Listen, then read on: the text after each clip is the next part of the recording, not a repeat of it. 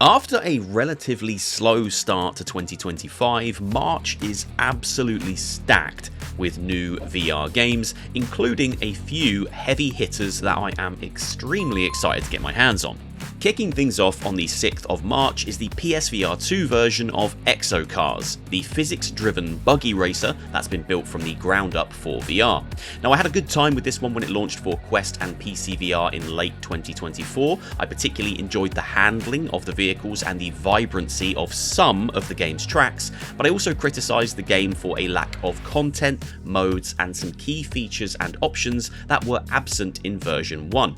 However, PSVR2 players should be getting a much more content complete and feature rich experience, as the devs have dropped several game changing patches since the Quest and PCVR launch, including new tracks, new vehicle tuning systems, and options to race against physical AI opponents when playing single player.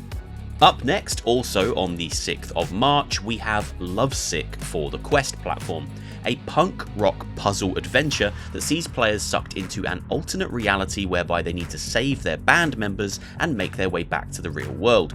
This one is giving me some serious Scott Pilgrim and Life is Strange vibes, which is high praise because I love both of those franchises. The game seems to focus in on puzzle solving and exploration rather than all-out action, so I would expect a slower paced story driven game here, and it looks like there are even some Guitar Hero inspired rhythm gameplay sections as well. Personally, the eye-catching cel-shaded art style and unique setting have me pretty much sold on this one, but hopefully it's as much fun to play as it is to look at in trailers. The fantastic VR Games Showcase is back with a brand new show on the 11th of March that's packed with new VR game announcements and updates. We'll be getting a new look at Hitman World of Assassination for PSVR2, an update from Flat2VR Studios about their upcoming projects, and a big surprise from developers Triangle Strategy, the team behind the excellent Breachers. And that's not all. The VR Games Showcase team have much more in store, so be sure to tune in from 9 AM PT on the 11th of March. I'm always looking for cool new mixed reality experiences, and Mythic Realms looks like it's set to deliver that when it launches for the Quest on the 13th of March.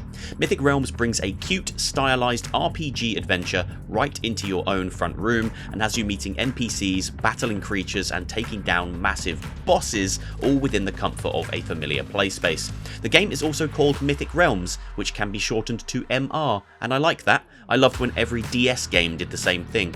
Looking at you, Resident Evil Deadly Silence. On the 13th of March, gritty first-person kung fu fist-fighting action comes to the Quest when Path of Fury Tetsuo's Tower Episode 1 is released. Now, this game looks to be heavily inspired by the Raid films, particularly the first one, as it throws players into a tower block filled with enemies and challenges you to battle your way up against increasingly difficult foes as you focus in on power, precision, and speed to take down those who stand in your way. I absolutely love the grainy visual style of this game. Its moody, low-res style doesn't look like anything else on the Quest platform, and the prospect of first-person kung fu in VR has me excited to check this one out. I'm also just a massive Raid fan, and if this game lets me pretend I'm in that movie, then they can take my money right now.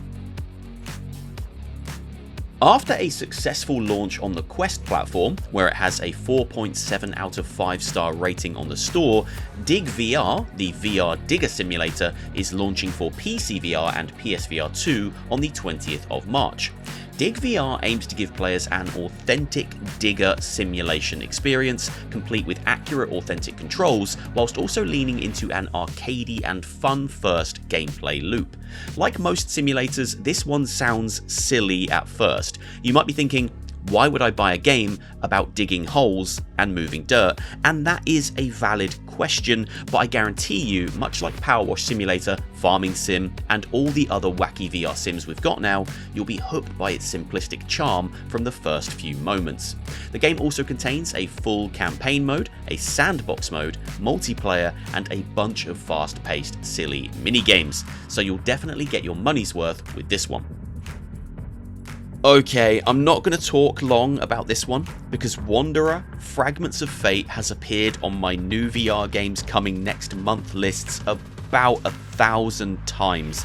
This game was originally scheduled to launch in June of 2024, and it's been delayed by almost an entire year to the 27th of March 2025. This should be the final definitive release date for Wanderer Fragments of Fate on the Quest and PSVR2 platforms. Steam, PCVR is still to be confirmed, but hopefully it will follow up soon after the Quest and PSVR2 launches.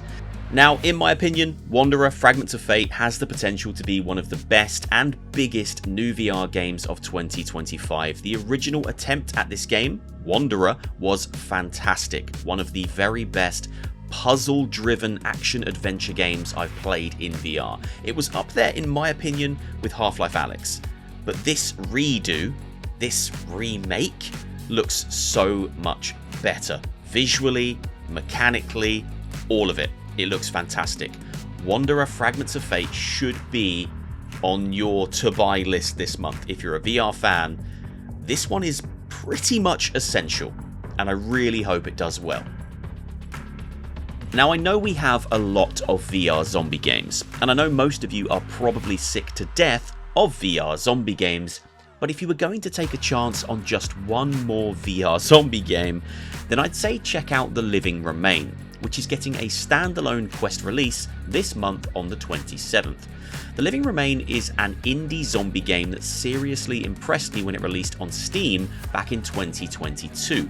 I was shocked to learn that this one was developed by, I think, just 2 people. It has great set pieces, well thought out mechanics, genuinely exciting moments, and a decent length campaign that takes players on a real journey to escape a zombie infested city.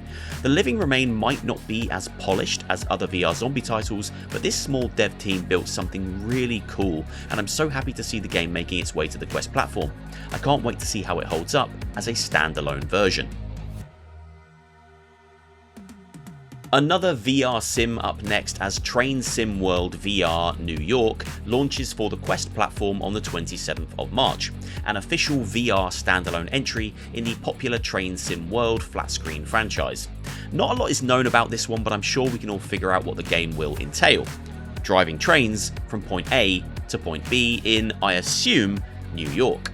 I've had a lot of fun with VR train sims previously, even as someone who knows absolutely nothing about trains, so I will be keeping an eye on this one and seeing whether or not I can create some spectacular crashes later this month. Also on the 27th of March, my most anticipated game this month, Hitman World of Assassination VR for the PSVR2. Finally, hopefully, the definitive VR Hitman experience arrives. We have had 3 or 4 attempts at this game in VR, but this looks like the one. This looks like they've finally got it right. Proper VR interactions with the environments and the world around you, dual wielding, all kinds of built for VR mechanics. This looks like the exact VR Hitman game I've always wanted. I'm just hoping it plays exactly as it looks in this trailer. We don't have long to find out. It's coming out very soon, and we will see more at the VR Games Showcase on the 11th of March. Into the to be confirmed section now, and there are a couple of games that are scheduled to launch this month that don't currently have fixed release dates. First up, we have Hellsplit Arena, one of my favourite VR arena brawlers, making its way to the Quest platform. Now, I can't find any Quest gameplay online or even a Quest announced trailer from the devs, so I am a little bit skeptical about this one making an appearance this month, but I would love to be proven wrong, as this brutal, high fantasy physics driven fighting game is almost certainly going to find a huge audience on the Quest platform, and it's a game that I've always believed should be more popular than it currently is. Hopefully we'll see some standalone footage soon, and hopefully it looks well optimised for the Quest platform. Also scheduled for March with no fixed release date is Silent North. the next open world multiplayer experience from the devs behind Ghost of Tabor and Grim.